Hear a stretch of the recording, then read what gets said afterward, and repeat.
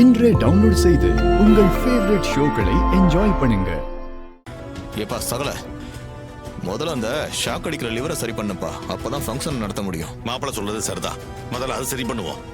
ஏப்பா யாருப்பா அந்த எலக்ட்ரீஷியன், இங்க வாப்பா. சார் அதுல பவர் வருதான்னு செக் பண்ணுங்க. வாப்பா. Okay sir. ஆமா சார், பவர் வருது சார். ஏப்பா முதல்ல கரண்ட் ஷாக் வரத கட் பண்ணி சரி பண்ணுப்பா. சரிங்க சார். சீக்கிரம். ரேவதி, இப்போ பயம் இல்லாம ஸ்டார்ட் பண்ண. சரிம்மா.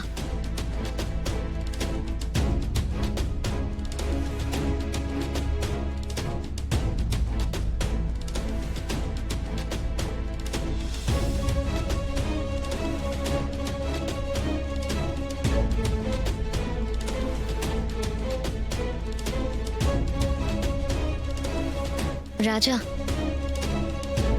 வா, சேர்ந்தே ஸ்டார்ட் பண்ணலாம். நானா? நான் எதுக்கு? நீ ஆன் பண்ணு. நீயும் வா, ஸ்டார்ட் பண்ணலாம். மாப்ள, நீங்களும் போய் ரேவதியோட ஸ்டார்ட் பண்ணுங்க. அவ உயிரை காப்பாத்தினது நீங்க தான். நீங்க ரெண்டு பேரும் சேர்ந்து ஸ்டார்ட் பண்றதுதான் சரியா இருக்கும். இல்ல நான் எதுக்கு?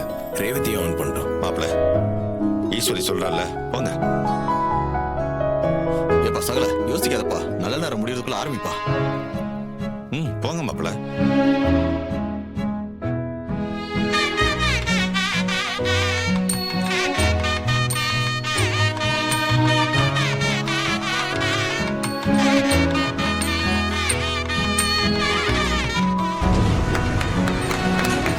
சூப்பர்ப்பா.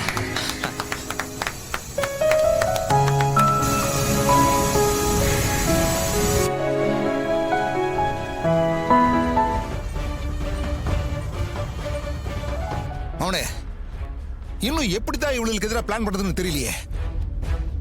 நான் வச்ச கரண்ட் ஷாக்ல அந்த சாமுண்டீஸ்வரி மண்டையை போட்டுருவா, உன்னை எப்படியாவது ஈஸியா பிரசிடென்ட் ஆக்கிடலாம்னு நினைச்சேன்டா. ஆனா வழக்கம் போல அந்த டிரைவர் பையன் வந்து நம்ம திட்டத்தையெல்லாம் நாசமாக்கிட்டான். டேய், அவங்கிட்ட நம்ம தோத்துக்கிட்டே இருக்கிறது எனக்கு அசிங்கமா இருக்கடா அவனே. அதான் சித்தப்பா, எனக்கு அவமானமா இருக்கு. என்ன ஆனாலும் சரி, இந்த எலெக்ஷன்ல மட்டும் நம்ம தோத்துறவே கூடாது. ஆமாடா, இதுல ஜெயிச்சு நான் பிரசிடென்ட் ஆனாதான் சாமுண்டீஸ்வரியோட மொத்த குடும்பத்தையும் அதிகாரத்தை யூஸ் பண்ணி அழிக்க முடியும். சித்தப்பா, என்ன விலை கொடுத்தாவது நம்ம ஜெயிச்சே ஆகணும். ஆமாடா. என்னடா நமக்கு சின்ன ஒதுக்கிட்டாங்கண்ணே. டேய், நான் பூந்தொட்டி சின்ன கேட்டிருந்தேன், அதான ஒதுக்கி இருக்காங்க. இல்லண்ணே, வேற சின்ன ஒதுக்கி இருக்காங்கண்ணே. வேற சின்னமா? என்னடா சின்னம்? அதை சொல்லவே எனக்கு கஷ்டமா இருக்குண்ணே.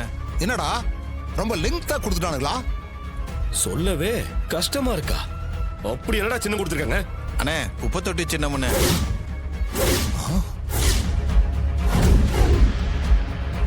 என்னடா சொல்ற? குப்பை தொட்டி சின்னமா? ஆமாண்ணே, எனக்கே கேட்டவனே ஒரு மாதிரியா இருக்குண்ணே. ஏண்டா மவனே, அதிகாரிங்க கூட நமக்கு துரோகம் பண்றாங்களேடா. போய் போய் குப்பை தொட்டி சின்னத்தை ஒதுக்கி இருக்காங்க. சித்தப்பா, இத வச்சுக்கிட்டு எப்படி ஓட்டு கேக்குறது? ஜனங்க கிட்ட உங்க ஓட்ட குப்பை தொட்டில போடுங்க நான் சொல்ல முடியும்? வாங்க, நம்ம அதிகாரிங்க கிட்ட போய் வேற சின்னம் கேட்போம். வாங்க சித்தப்பா. சரி. அண்ணே, அப்படிலாம் கேட்க முடியாதுண்ணே. ஏண்டா? பூந்தொட்டி சின்னத்தை 2 பேர் கேட்டதுனால குழுக்கள் முறையில சின்னத்தை ஒதுக்குனாங்கண்ணே. அதுல நமக்கு பூந்தொட்டி சின்னம் கிடைக்கலண்ணே, குப்பை தொட்டி சின்னம் தானே கிடைச்சிருக்கு. அதெல்லாம் மாத்த முடியாதுண்ணே. சரிடா, நான் பாத்துக்கிறேன். சரிண்ணே, போயிட்டோம்.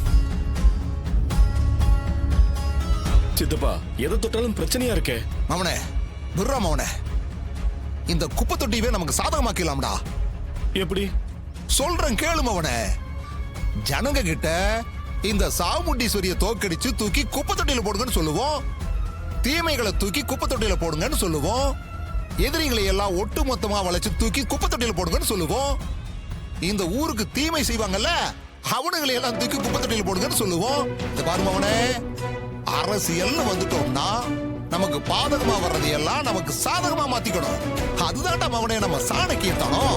இந்த பாரு, இந்த சித்தப்பனோட சாணக்கியத்தனம் என்னங்கறத இந்த தேர்தல்ல நீ பார்க்க போற. என்னமோ சொல்றீங்க, எல்லாம் நல்லபடியா நடந்தா சரிதான். நடக்கும் அவனே, எல்லாம் நல்லபடியா நடக்கும். நீ ஒண்ணும் கவலைப்படாத. இந்த பாரு, இன்னைக்கு நாள் நல்லா இருக்கு.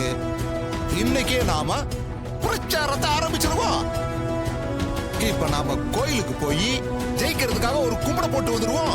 சரி போலாம். வா மவனே, பாத்து வா. நில்லு. இப்ப எதுக்கு நீங்க வந்த? கொஞ்ச நாளா இங்க வராம இருந்த, இப்ப திரும்பவும் வந்துட்டியா? எவ்வளவு திட்டினாலும் உனக்கு வெக்கம் மானம் ரோஷம் எதுவுமே இல்லையா? திரும்ப திரும்ப வந்து என்ன கோவப்படுத்திக்கிட்டே இருக்க. ஒரு நல்ல காரியத்துக்காக நான் கோயிலுக்கு கிளம்பிட்டு இருக்கேன்.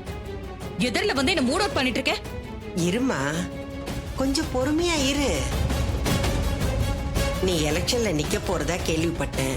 நீ கண்டிப்பா எலெக்ஷன்ல ஜெயிக்கணும்னு தான் நான் கோயிலுக்கு போய் அம்மன் கிட்ட வேண்டிக்கிட்டு உனக்காக அர்ச்சனை பண்ணிட்டு வந்திருக்கேன். உனக்கு பிரசாதமும் எடுத்துட்டு வந்திருக்கேன். அதுக்குள்ள என்ன திட்டுறியம்மா? இத வச்சுக்கிட்டு போ, நீ கண்டிப்பா ஜெயிப்ப. நீ வேண்டிதான் நான் ஜெயிக்கணுங்கிற நிலைமையில நான் இல்ல. எனக்கு எப்படி ஜெயிக்கணும்னு தெரியும். முதல்ல வெளியே போ. இத பாரு, நீ ஜெயிக்கணுங்கிற நல்லெண்ணத்துல தானே நான் கோயிலுக்கு போயிட்டு வந்தேன். அதுக்கே இப்படி கத்துற? உன்னை நான் ஒண்ணும் போக சொல்லலையே. நீயா இப்படி ஏதாவது செஞ்சு இங்க வந்து ஒட்டிக்கலான்னு பாக்குற. அது நடக்காது.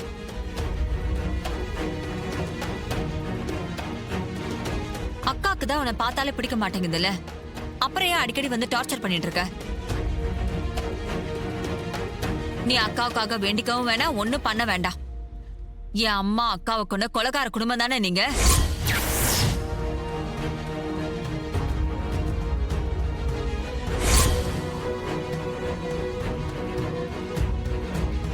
உங்களோட எந்த ஒட்டு உறவும் இருக்க கூடாதுன்னு தானே நாங்க தனியா இருக்கோம். என்னைக்காவது நாங்க உன் வீட்டு பக்கம் வந்திருப்போமா?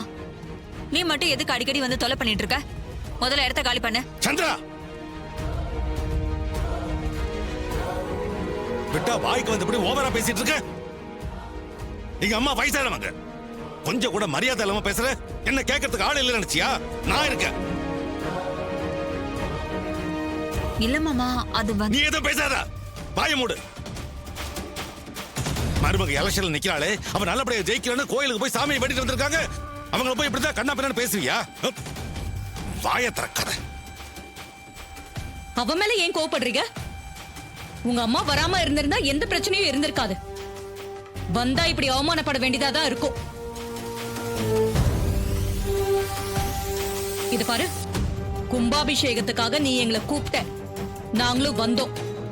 அப்புறம் என்னென்னமோ நடந்து கும்பாபிஷேகமே நின்னு போச்சு. அதோட உனக்கும் எங்களுக்கும் இருந்த உறவு முறிஞ்சு போச்சு.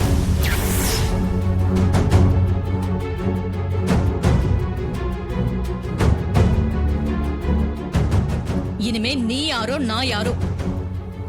இனிமே நீ எங்க வீட்டுக்கு வராத, நாங்களும் உன் வீட்டுக்கு வர மாட்டோம். நான் இப்ப கோயிலுக்கு தான் போயிட்டு இருக்கேன். நான் ஜெயிக்கணும்னு நானே வேண்டிக்குவேன். நீ எடுத்துட்டு வந்த சாமி பிரசாதத்தை எடுத்துட்டு போ.